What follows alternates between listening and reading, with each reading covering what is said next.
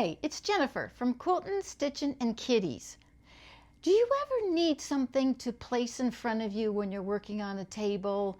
Maybe you go to some little groups where people do hand quilting or applique or even crafts. Well, I've got something for you today. And I saw a person at one of my groups that had this really cute little mat in front of her, and it had all these embroideries of Christmas. And I said, "What is that?" And she says, "I was just practicing." So I thought, I've got an idea, and here we go.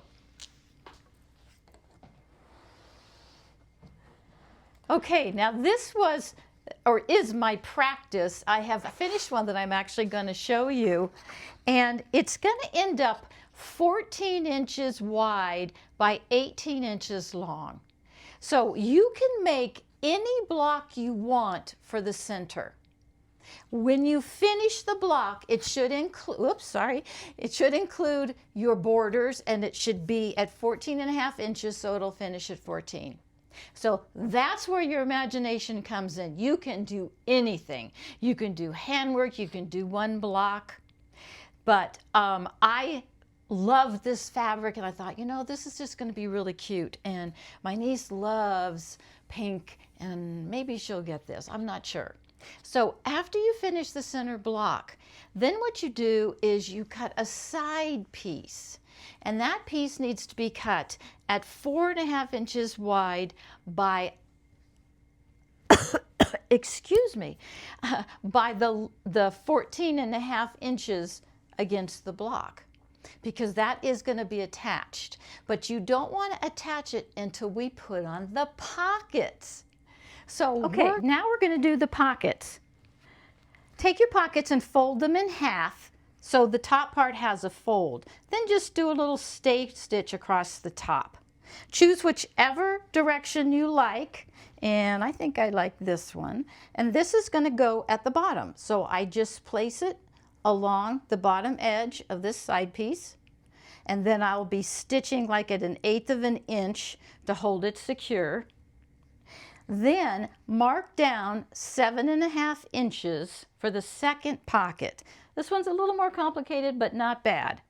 So we're going to take this pocket, which is going to open up like here, and we're going to flip it upside down like this, line up along the 7.5 inch mark that I did, stitch it 1/4 of an inch, and then you're going to move the pocket up like this. Just give it a little press along the bottom, little stitch along the sides, and there's your 2 pockets. Pretty fun, huh? Not bad. Let me sew those on, and I'll be right back. Okay, the pockets are all stitched on. I just stitched down this side, both sides along the bottom. Then I took this at the 7.5, stitched it, flipped it up, pressed it, and stitched along the sides. So they are done. Very easy to go. So pocket 1, pocket 2. Now you can place as many pockets as you want anywhere you want. I decided to try this, see how it works. I know my scissors will fit in here because I tried them out. But you can have different pockets and you can move them around based upon your needs. So now all I've got to do is stitch together the 2 pieces, and the top part will be finished. I'll be right back. Okay, all sewn together. Now all I need to do is put some batting underneath and some backing, do a quick quilt job, and it's finished. So if you want to reinforce your pockets, you could always put a little bit of stabilizer on the back of the side piece. I don't think I'm going to need it, but I'm going to try it out. And don't hesitate to move the pockets around. So I think this is going to be very useful. And I got another idea. Before you actually sew the binding on, you could take ties, so like a double folded tie, and stick it on the back side, flip the binding over, and then you could roll it up and use that like a little roll-up mat. So I may do that on this one and see how it turns out.